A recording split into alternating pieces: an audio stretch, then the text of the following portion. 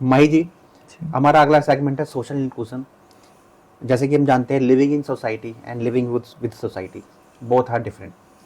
सो समाज में रहते हुए समाज से जुदा होना, मैं आपसे पूछना चाहता हूँ कि किन किन कठिनाइयों का सामना आपने किया in terms of education, social stigma, discrimination, harassment. ऐसा कोई इंसिडेंस आपने कभी लाइफ में फेस किया हो? और मैं ये प्रीति जी से भी कहूँगा कि अपने लाइफ के एक्सपीरियंस शेयर करें।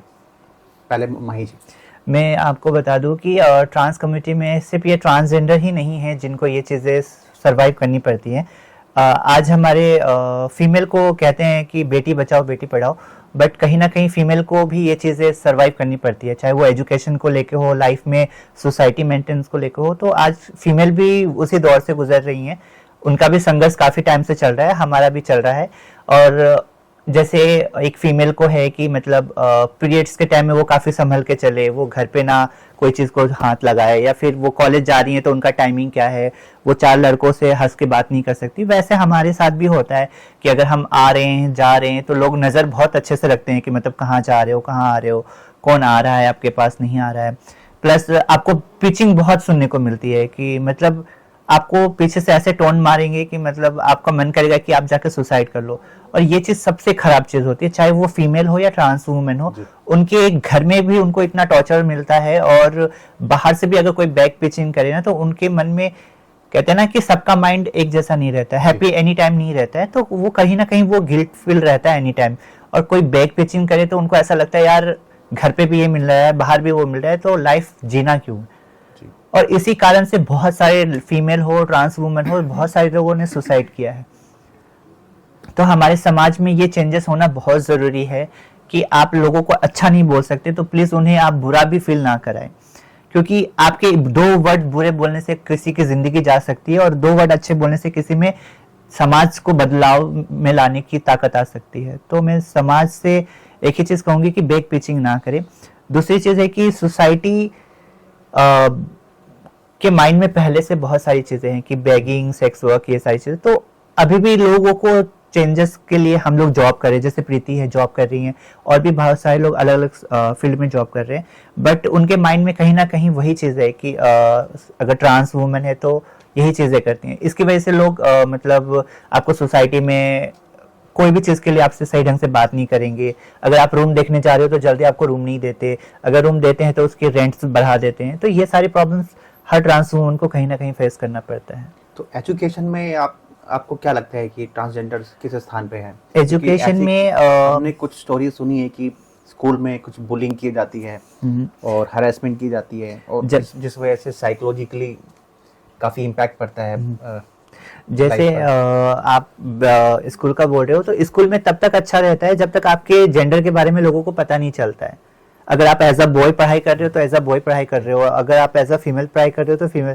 जैसे लोगों को पता चलता है कि आपकी आइडेंटिटी चेंज है, फिर लोग आपको बेगिंग कर मतलब पिचिंग करने लगते हैं, फिर टीचर हो वो भी बुली करने लगते हैं, अरे तुम तो अलग ही हो, तुम तो ऐसे हो वैसे हो।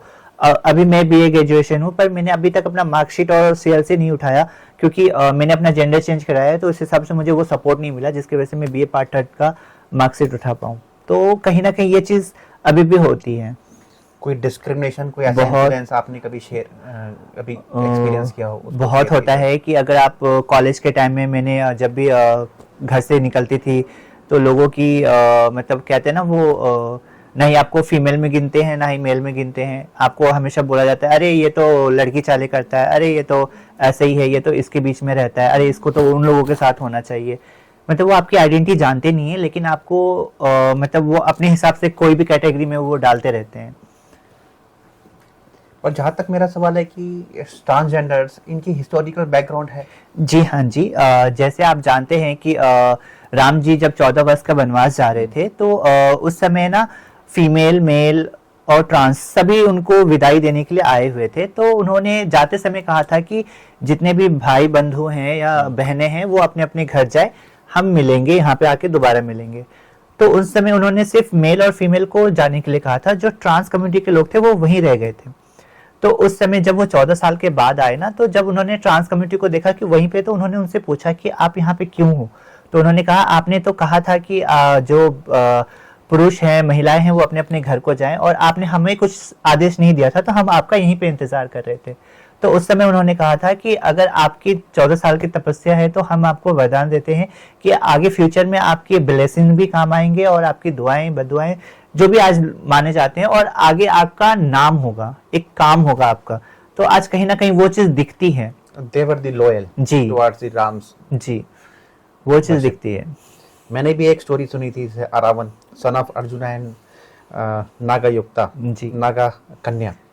महाभारत की एक छोटी सी स्टोरी है जिसमें इन्होंने गॉडेस काली को ऑफर किया था कि वो अपनी लाइफ को सेक्रीफाइस करेंगे, बस इस कंडीशन पर कि वो लाइफ की सबसे आखिरी जो रात होगी वो मैट्रिमोनी में गुजारेंगे।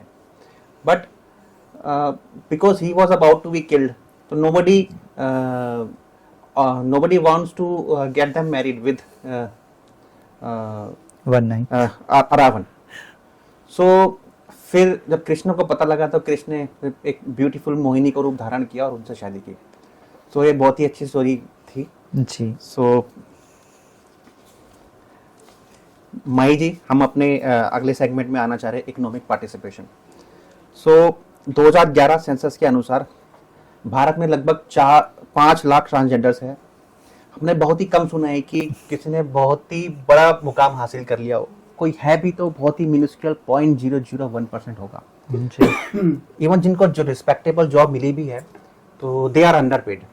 तो ऐसे भी इंसिडेंट्स हुए हैं। कई बार हमने ऐसा भी, जैसे आपने अभी बताया कि सिग्नल्स पर बैगिंग और सेक्सुअल वर्कर के तौर पे भी काम करते हैं, but I don't think it may be the last resort them. So इतना पिछड़ापन आर्थिक रूप से, सो आप इस पे थोड़ा सा देखिए, मेन बात क्या है कि जो सिग्नल पे बैगिंग करते हैं उनमें भी बहुत सारे लोग पढ़े लिखे हैं, लेकिन मेन दिक्कत आती है जॉब सर्चिंग के लिए। जॉब सर्च भी करने के बाद इंटरव्यूज के टाइम पे बहुत दिक्कत आती है। आप मुंबई में, जैसे मैं मुंबई में रहती थी, मैं मुंबई का आपको बताती हूँ, जॉब्स नहीं मिलती या फिर वो अप्लाई नहीं करते? नहीं, अप्लाई करने के बाद भी, जॉब मिलने के बाद भी कुछ कंपनियां ऐसी होती है कि अपना पब्लिसिटी के लिए वो आपको 4 दिन की जॉब देते हैं कि हमने ट्रांस कम्युनिटी को जॉब दिया है, लेकिन चौथे दिन वो बोलते हैं कि सॉरी आप नहीं समझ सकते, आप तो एक ही हो, ट्रांस वुमन हो, और हमारे इतने 100 स्टाफ ना आपके साथ कंफर्टेबल नहीं है, तो प्लीज आप रिजाइन दे दो, हम नहीं कर सकते हैं। तो काफी इंसिडेंट ऐसे मुंबई में हुए हैं। हमारी एक ट्रांस वुमन है माधुरी जी, उनके साथ भी हुआ है। उनको जॉब दी गई, 1 हफ्ते काम करवाया गया, 1 हफ्ते के बाद उनसे बोला जा रहा है कि सॉरी आपकी आइडेंटिटी ना बाहर आ गई है कि आप ट्रांस वुमन हो, तो आपके साथ हमारे स्टाफ कंफर्टेबल नहीं है, तो प्लीज आप ऐसा करो कि आप रिजाइन दे दो या फिर ये। तो उसके लिए भी काफी इश्यूज हुए थे।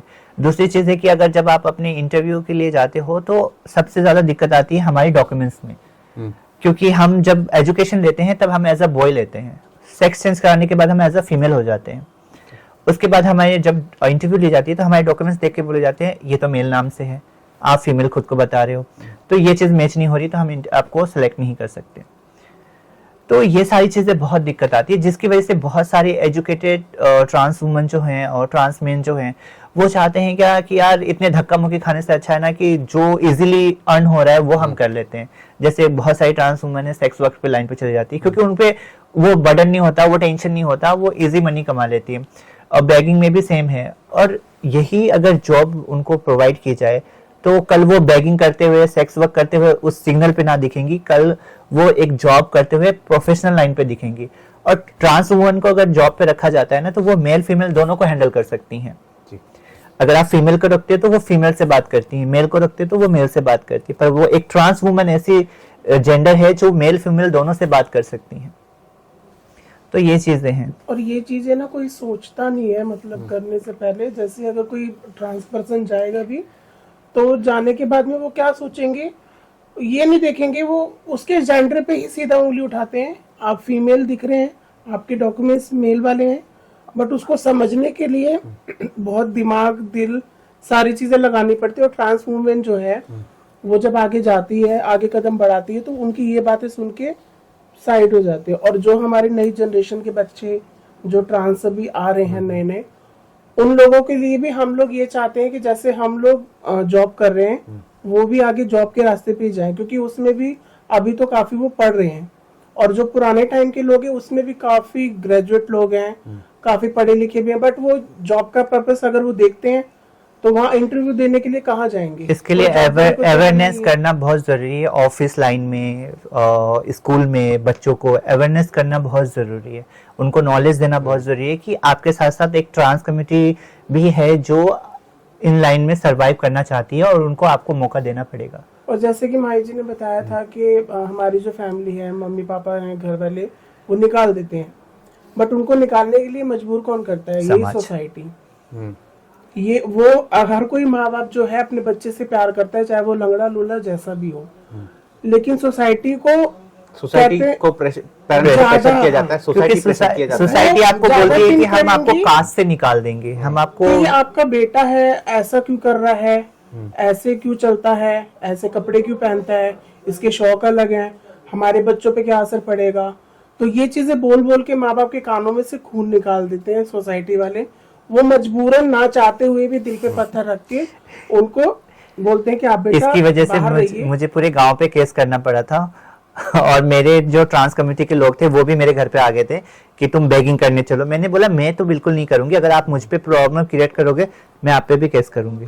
तो एक इस पूरी डिस्कशन से मुझे एक चीज समझ में आ रही है कि this is a vicious cycle. Education नहीं है तो सोशल इंक्लूजन नहीं है, कल्चरल इंक्लूजन नहीं है, देन इकोनॉमिक बिल्कुल। पार्टिसिपेशन नहीं है।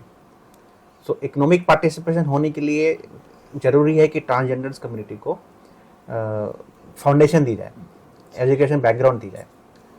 बिल्कुल। और ये एजुकेशन बैकग्राउंड सिर्फ उन्हीं के लिए नहीं जो नई जनरेशन आ रही है, जो पीछे जनरेशन चलेगी है उनके लिए भी एक क्योंकि equivalent बहुत क्योंकि वो भी है ना जो पीछे जो है वो कहीं ना कहीं ऐसे बंधे हुए हैं कि वो अपनी चीजों को बोलते हैं ये इस लाइन में जाएंगी तो हमारी चीजें जो आज तक आई हैं वो खत्म हो जाएंगी। तो ऐसी भी चीजें हैं कि हम ये नहीं चाहते कि हमारी पुरानी संस्कृति खत्म हो जाए, हम उनके साथ साथ जो नई चीजें हैं हम उन्हें भी एक्सेप्ट करना चाहते हैं। ये बिल्कुल